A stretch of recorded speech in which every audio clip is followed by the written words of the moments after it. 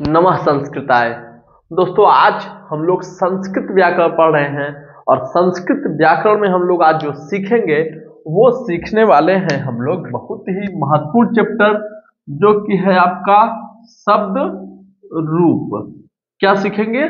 शब्द रूप सीखेंगे और एक बहुत ही आसान ट्रिक के माध्यम से हम इसको सीखने वाले हैं। तो वीडियो पर पूरा अंत तक बने रहिएगा। गारंटी है कि YouTube की दुनिया में अभी तक ये संस्कृत में शब्द रूप का पहला ऐसा वीडियो होगा जो कि अभी तक YouTube पर ऐसा किसी ने नहीं दिया होगा कि जो एक वीडियो में आपको सारे शब्द रूप, चाहे 100 हो, चाहे 200, चाहे 5000 शब्द रूप हो, उन शब्द रूपों को देख करके आप उसके विभक्ति और वचन को तुरंत मतलब सेकंडों में बना लेंगे। तो दोस्तों ध्यान दीजिएगा, वीडियो पर पूरा बने रहेगा और अगर इस चैनल पर आप नए हो तो चैनल को सब्सक्राइब जरूर कर लीजिएगा।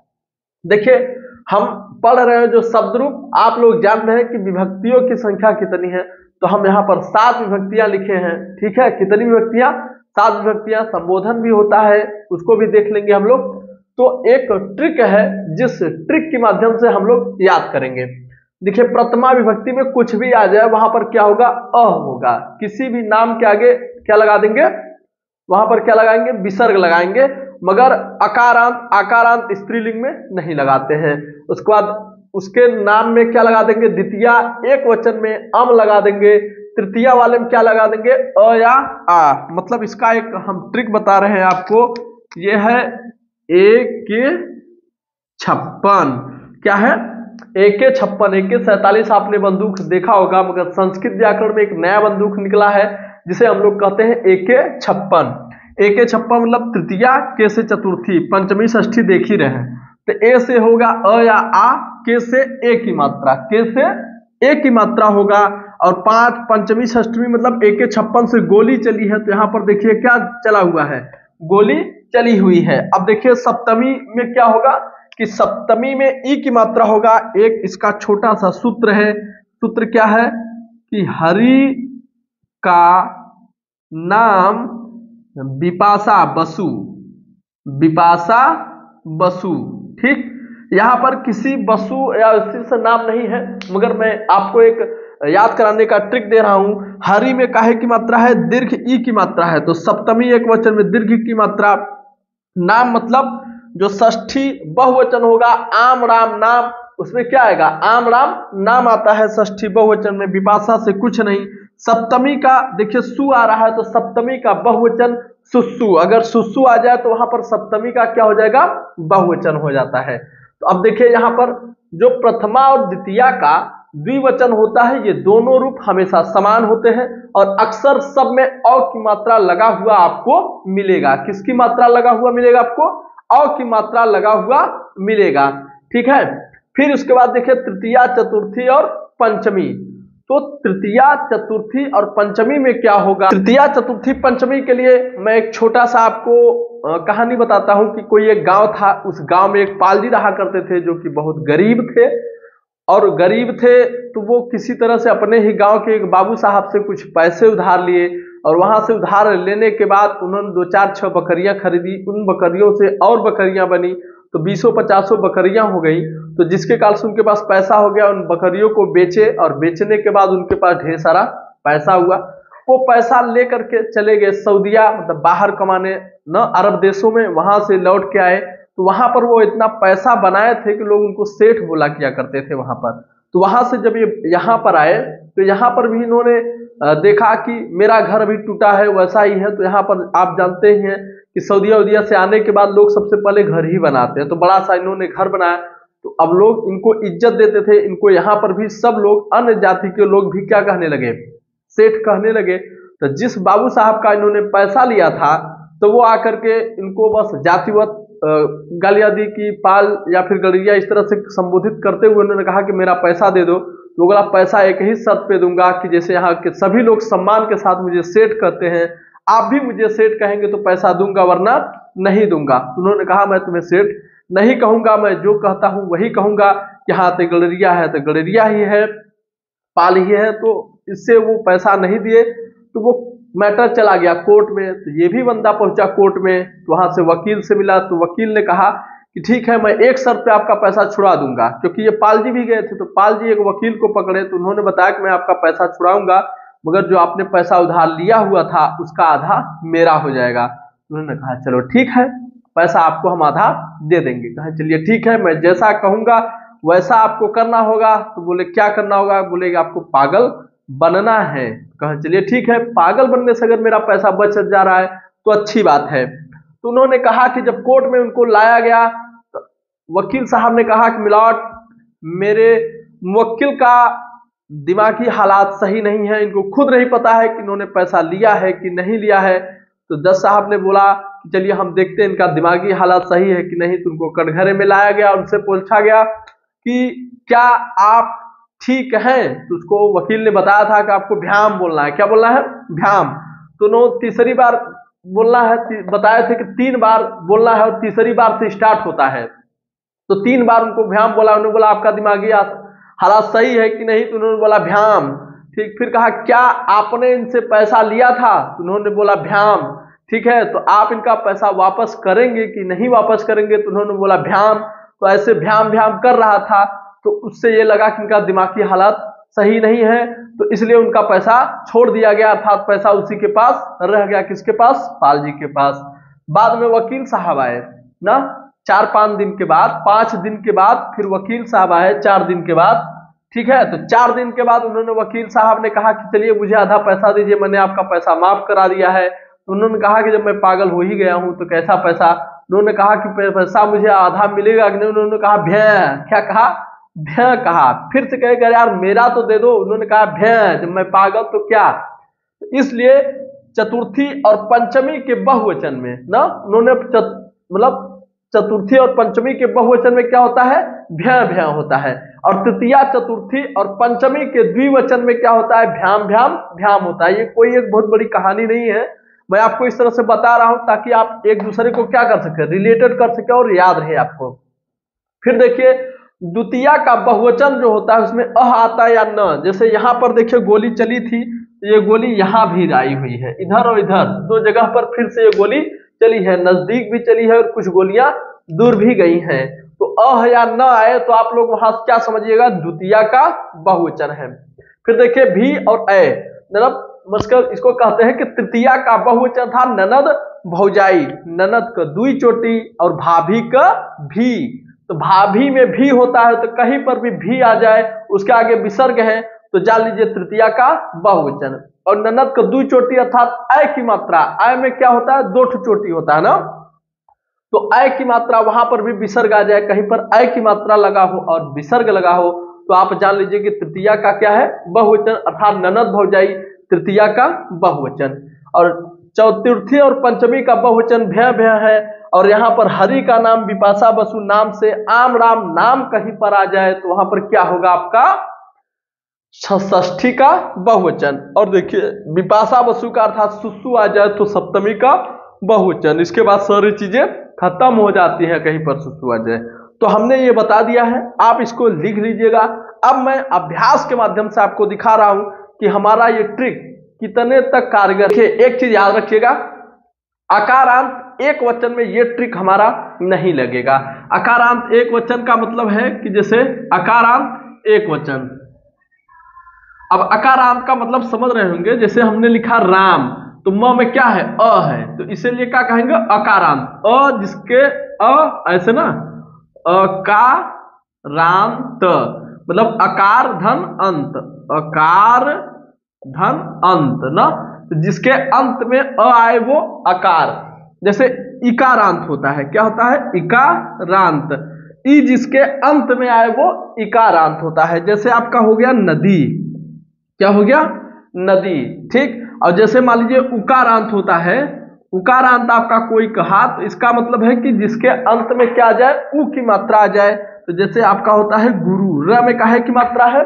उ की मात्रा है, तो ये क्या है? उकारांत। तो इस तरह से होता है। तो जो अकारांत एक वचन का रूप होता है उसमें ये नियम हमारा फॉलो नहीं होता, क्योंकि ये वाला जो नियम एक वचन का हमने बताया है ये अकारांत एक वचन में फॉलो नहीं होता है। तो इसके लिए हम लोग क्या करेंगे? तो इसके लिए अकारांत एक वचन के रूप को थोड़ा सा हम लोग अभ्यास कर लेते हैं, याद कर लेते हैं। जैसे देखिए एक वचन का होता है रामः, रामम, रामेण, रामाय, रामात, रामः रामम, रामेण रामाय, रामात रामस्य, रामस्य, रामे राम, रामे राम अर्थात हे राम। ठीक, तो इसी को याद करना है बस। अकारांत एक वचन का कैसे याद करेंगे, साथ में मेरे बोलिएगा कि रामः रामम, रामेण रामाय, रामात रामस्य, रामे राम, रामः रामम, रामेण रामाय, रामात रामस्य, रामे राम। तो इस तरह से आप उसको याद करेंगे। पहले शुरू के 4 ऐसे बोलिए कि रामः रामम, रामेण रामाय, रामः रामम, रामेण रामाय, फिर आगे रामाय रामात रामस्य राम, रामाय रामात रामस्य राम। इस तरह से आप ऐसे थोड़ा सा 5-7 बार अभ्यास कर लीजिएगा तो अकारांत एक वचन आपको याद हो जाएगा। जैसे बालक भी अकारांत एक वचन है, तो बालकः, बालकम, बालकेन, बालकाय, बालकात, बालकस्य, बालकये, हे बालक ना। रामः रामम, रामेण रामाय, रामात रामस्य, रामे हे राम ना। इस तरह से अकारांत एक वचन बड़े आसानी से याद कर लेंगे। तो चलिए हम थोड़ा सा अब अभ्यास कर लेते हैं कि कैसे जो हमने अभी ट्रिक पढ़ा है, क्या ये ट्रिक वास्तव में हमारे लिए कारगर है, क्या हम इस पर कुछ सही से कर पा रहे हैं। जैसे है प्राचाम, क्या है प्राचाम, तो देखिए अंत में क्या आया है आम, देखिए यहां पर क्या है आम, तो ये क्या है षष्ठी बहुवचन, षष्ठी बहुवचन, आम राम नाम, यहां पर आम आया हुआ है तो आम राम नाम से षष्ठी बहुवचन होता है। ठीक है, अब देखिए है आपका ठीक प्राग्भ्य, प्राग्भ्य इस तरह से दिया हुआ है। तो देखिए जहां पर भ्य भ्य आए, क्या है भ्य भ्य आए तो चतुर्थी और पंचमी का बहुवचन, तो चाहे चतुर्थी लिख लीजिए, क्या लिख लीजिए चतुर्थी बहुवचन। ठीक, क्या हो जाएगा चतुर्थी बहुवचन हो जाएगा आपका। अब देखिए हम एक और लिख रहे हैं कि सीधा सा सिंपल सा हम लिख दे रहे हैं, दिया है मातो, क्या दिया है मातो, क्या है ओ है। ठीक, यहां पर देखिए हमने बताया नहीं था ट्रांसफर प्रमोशन, ट्रांसफर प्रमोशन में ओ की मात्रा, देखिए प्रमोशन में ओ की मात्रा समझ में आ रही है ना, तो ओ की मात्रा जहां पर हो तो वहां पर षष्ठी और सप्तमी का द्विवचन होता है। क्या होता है षष्ठी और सप्तमी का द्विवचन था, षष्ठी द्विवचन ट्रांसफर प्रमोशन, तो ओ आ रहा है ना, यहाँ पर क्या हो जाएगा षष्ठी चाहे सप्तमी लिखिए मगर द्विवचन इसके आगे लिख दीजिए। ठीक, षष्ठी या सप्तमी का द्विवचन हो जाएगा। अब देखिए अगला दिया है वारिभी, वारिभी, तो वारिभी दिया हुआ है ना, तो यहाँ पर ननद भौजाई अर्थात भाभी का भी और ननद का द्विचोटी, अर्थात यहाँ पर वारिभी तो भी आया हुआ है, तो क्या हो जाएगा तृतीया बहुवचन, तृतीया बहुवचन।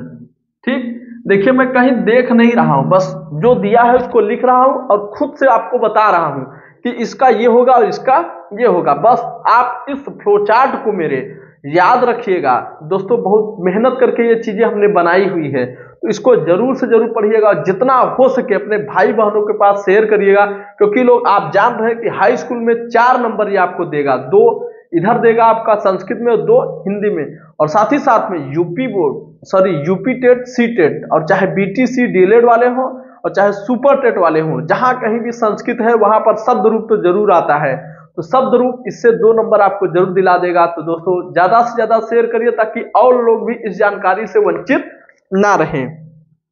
अब देखिए अगला दिया है वधुनाम, वधु नाम। अब देखिए आम राम नाम, यहां पर नाम आया हुआ है ना, तो ये क्या होगा षष्ठी बहुवचन, षष्ठी बहुवचन होगा।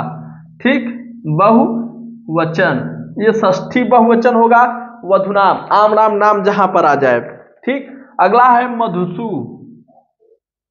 क्या है मधुसु, तो जहां पर सुसु आ जाए ना, पर क्या आ जाए सुसु आ जाए तो वहां पर सप्तमी बहुवचन होता है, ये क्या हो जाएगा सप्तमी बहुवचन। ठीक, ये आपका क्या हो जाएगा, सप्तमी बहुवचन हो जाएगा आपका। अब देखिए दिया है अगला एक दधने।